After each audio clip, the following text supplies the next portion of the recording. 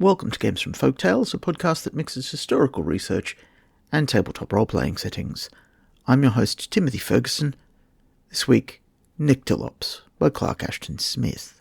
Clark Ashton Smith is one of my favourite authors, but it's difficult to use his materials for role-playing games. The intellectual property for many of his works, in tabletop role-playing game settings, is held by Wizards of the Coast. TSR based their module X2 Castle Amber on his Averoigne stories, and it's a sort of proto-Ravenloft story that eventually they recycled in Principalities of Glantry. It's a lovely bit of work, and it means I can't use, for example, the Colossus of Yulorn for another 9 years. Some of his poetry is exempt, though, because it entered the public domain. I'd like to present this one as something the player characters might find in-world. It seems to me to be an evocation of a Lucifergus. These creatures were surprisingly central to Spirit Master practice in earlier editions of the game, perhaps because other spirits lack statistics. They are either formless or always coated in shadow, avoid bright light, and guard secrets. Spirit Masters wish to deal with them because secrets are valuable, but the Lucifugi often resent this, even though they will enter agreements freely.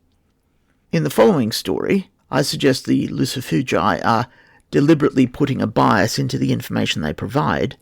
They may be doing this because of their infernal connections, which is a worry often expressed by the Church for those who are calling up supposedly natural, magical spirits. It may also be that they know that tainted information makes humans self-destructive. So much shadow material seems to be coming together for me at the moment, but I can't press it into shape because I'm recovering from COVID. There's a lovely article in Mythic Europe magazine, #1, about a villainous group who use shadow magic. There's The Charwoman's Shadow by Lord Dunsany, which I keep trying to beat into an article. And then there's this. I hope you find a way to use them together. Nyctalops by Clark Ashton Smith. Ye that see in darkness when the moon is drowned in the coiling fen mist far along the ground, ye that see in darkness, say, what have ye found?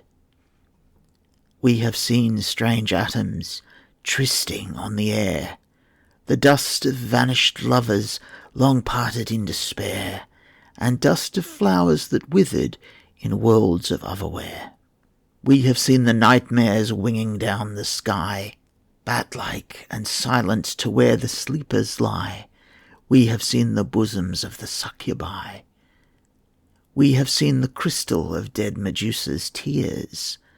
We have watched the undines that wane in stagnant weirs, and the mandrakes madly dancing by black, blood-swollen meres. We have seen the satyrs their ancient loves renew, with moon-white nymphs of Cyprus, pale dryads of the yew, in the tall grass of graveyards, weighted down with evening's dew. We have seen the darkness where charnel things decay, where atom moves with atom in shining swift array, like ordered constellations on some sidereal way. We have seen fair colours that dwell not in the light, intenser gold and iris, occult and recondite. We have seen the black suns pouring forth the night. Statistics for Lucifuges are found in Realms of Power, Infernal, on page 71, and those statistics are repeated on the blog that accompanies the podcast. Your saga may vary.